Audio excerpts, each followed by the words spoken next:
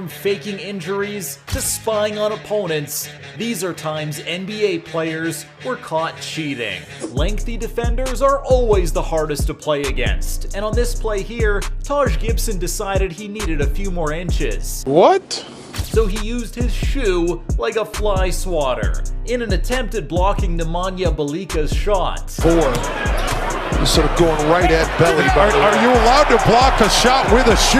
No. We all wish we could get those extra inches, Taj, but you can't do that in the NBA. Next up isn't a player that used a shoe to block a shot, it's a player that blocked a shoe. Maurice Sprite's shoe came off during an NBA game against the Mavs. Oh no, danger, danger. His teammate Steph Curry tried to toss his shoe back to him, but Tyson Chandler blocked the pass.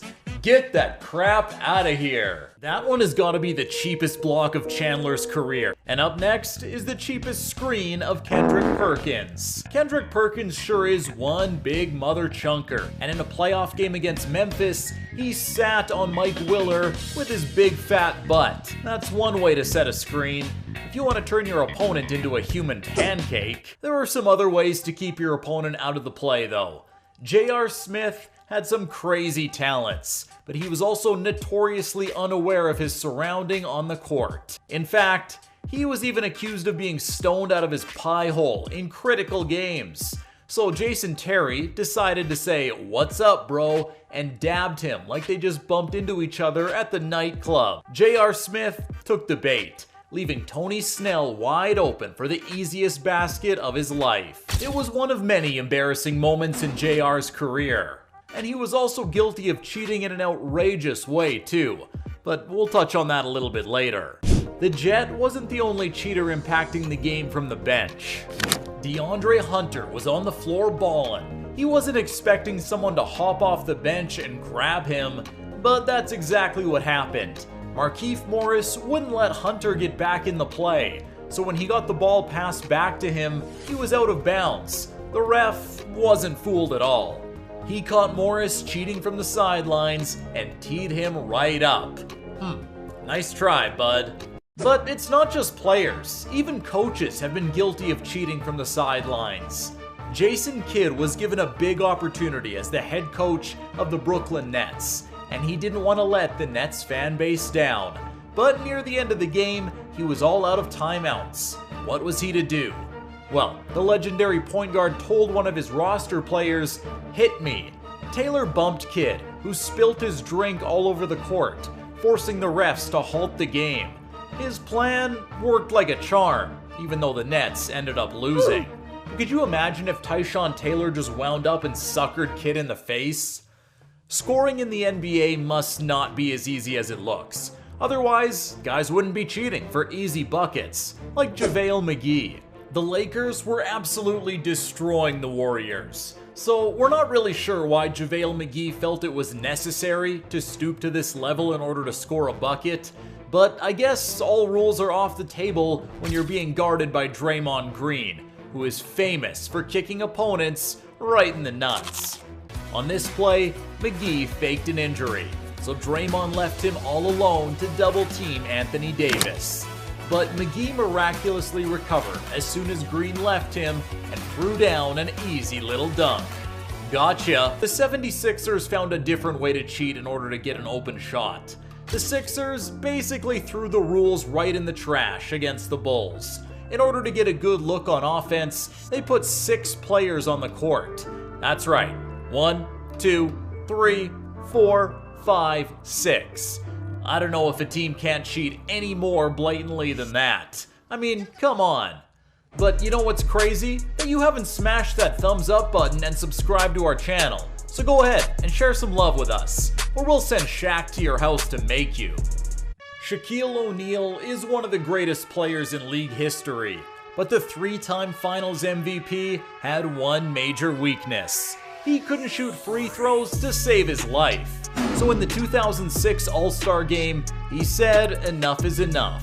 Instead of shooting his free throw, he bounced the ball off the backboard to himself and dunked it with 2 hands. Unfortunately for Shaq, that's against the rules. But other legendary big men have also cheated in order to gain an edge. Dwight Howard was another center that got busted for cheating. When the Rockets were playing against the Hawks, Paul Millsap was shooting a free throw when he noticed the ball was sticky. Ew, gross. He was obviously confused and told the ref, how could the ball be this sticky? Well, it turns out that Dwight Howard had put stickum on his hands, which is illegal in the NBA. There's an argument going on. The officials... And instead of apologizing, Dwight claimed that he didn't know what the problem was, because he'd been putting stickum on his hands for years. I guess that's how he led the league in rebounding in 5 separate seasons. J.R. Smith wasn't quite the rebounding king that Howard was, but he came up with a brand new way to cheat in order to gain an edge.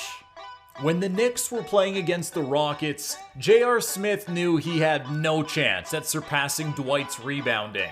So before a free throw, he kneeled down and untied his shoe. Cheeky. Since Smith never got caught, he did it again against Shawn Marion when his team played the Mavs in their next game. This time, the league warned Smith to stop.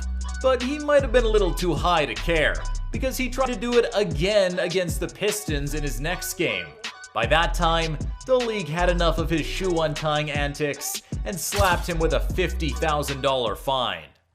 These guys will do anything to get an edge, even if that means spying on the other team. Many of the NBA's biggest agitators are out on the court just to bother their opponent, and to do so, they'll follow them to their team huddles and try to listen to what the coach is saying. Lance Stevenson did it for Indiana, and Dillon Brooks did it for the Grizzlies. But when Nikola Jokic was trying to spy on the Suns in the playoffs, Kevin Durant wasn't having it, so he shoved him away. And Jokic doubled down on his cheating by flopping on the floor like he got hit by a truck. No way KD is strong enough to push Jokic over. And guess what? Jokic's cheating worked. The ref called a technical foul on Kevin Durant for pushing him. The unfortunate part about flopping is how often it works. It's definitely the most common form of cheating in the NBA right now, and Marcus Smart is the flopping king. Marcus Smart has made a career out of flopping on the court. He's floppier than an overcooked noodle, but a couple of these flops stand out as the most outrageous. First, there was this one against the Atlanta Hawks in the 2016 playoffs, where Smart went absolutely spastic and flopped like a desperate fish out of water. Kicking it. Crowder? No. And Smart went flying underneath the hoop. And if that one isn't ridiculous enough, then check out this one here.